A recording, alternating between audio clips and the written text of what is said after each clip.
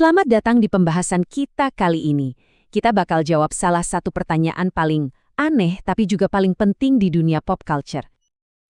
Oke, kita langsung aja ya ke pertanyaan utamanya. Jawabannya tuh sebenarnya simple banget dan berlaku buat semua makhluk hidup. Prinsipnya kan gini, apa yang masuk, ya itu juga yang bakal keluar. Diet itu menentukan segalanya. Nah, ini dia kuncinya. Godzilla itu, dia nggak makan kayak kita. Nggak makan daging atau sayuran gitu. Makanan utamanya itu radiasi nuklir. Dia menyerap radiasi buat jadi energi. Jadi, bukan makanan padat. Tapi tunggu dulu, ada satu versi Godzilla yang beda banget, yang benar-benar ngelanggar aturan ini. Lihat deh perbandingannya, beda banget kan antara Godzilla yang asli dari Jepang sama versi Amerika tahun 98. Nah, versi Amerika ini, yang akhirnya kita kenal sebagai Zilla, dia malah makan ikan. Ini mengubah segalanya kan? Saking bedanya, studio aslinya Toho sampai nggak mau ngakuin itu sebagai Godzilla. Mereka bilang, itu bukan Godzilla, itu Zilla. Kenapa? Soalnya dia bertingkah kayak hewan biasa aja, bukan kayak dewa penghancur. Nah, kalau dia makan ikan kayak hewan biasa, ya udah pasti dia juga buang air besar. Oke, kita udah singkirin si Zilla, sekarang kita balik lagi ke Godzilla yang asli. Kalau dia nggak makan makanan padat, apa berarti dia sama sekali nggak menghasilkan limbah? Jadi pertanyaannya sekarang, beneran nih Godzilla nggak ngeluarin apa-apa sama sekali? Apa dia cuma butuh radiasi aja buat hidup? Ternyata nggak juga. Meskipun energinya dari radiasi, dia kan tetap makhluk hidup.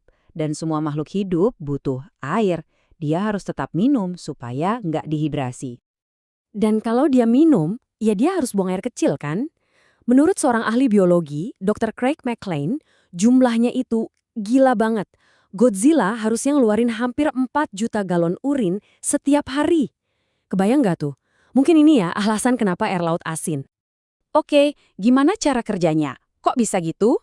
Nah, buat ngerti ini kita harus bedah Godzilla-nya. Kita lihat anatomi internalnya berdasarkan panduan-panduan resmi yang ada. Kelihatan kan dari sini, sistem pencernaannya Godzilla itu sebenarnya bukan buat makanan. Itu tuh lebih kayak reaktor nuklir pribadi di dalam tubuhnya. Ada 3 tahap, simpen uranium, proses jadi energi, terus siapin buat dikeluarin sebagai napas atom. Jadi, dari semua diagram anatomi ini, nggak ada sama sekali tuh yang namanya anus. Nggak ada sistem buat proses limbah padat. Semua radiasi diproses jadi energi atau jadi napas atom. Terus gimana sama buang air kecilnya? Nah, kalau di versi Monsterverse, karena anatominya mirip reptil, salurannya itu bisa banget tersembunyi di balik sisik-sisiknya yang tebel itu. Oke, Godzilla udah jelas. Sekarang, gimana dengan saingan beratnya? Gimana dengan Kong?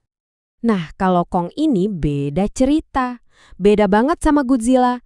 Kita lihat sendiri kan, dia makan makanan padat, makan kepala warbat, makan ular raksasa, dia itu omnivora. Logikanya simpel aja. Kalau dia makan makanan padat, terus dia juga minum air, ya secara biologi udah pasti dia harus buang air besar dan buang air kecil. Nggak ada pilihan lain. Oke, jadi biar semuanya jelas, mari kita rangkum perbandingan akhir dari kedua titan ini. Nah, ini dia ringkasannya. Godzilla, karena makanannya radiasi, dia nggak bisa buang air besar, tapi bisa buang air kecil. Kalau Zilla, yang dari film tahun 98 itu, karena makannya ikan, ya dia bisa dua-duanya. Sama kayak King Kong, pemakan segalanya udah pasti bisa buang air besar dan kecil. Jadi, kesimpulannya apa? Ternyata urusan ke belakang seekor monster itu tergantung dari apa yang dia makan. Simpel kan? Ini jadi bikin kita mikir ya. Kalau Godzilla aja bisa hidup cuma dari radiasi, kira-kira rahasia biologi aneh apa lagi ya yang disembunyiin sama para Titan ini? Coba deh, apa teori kalian?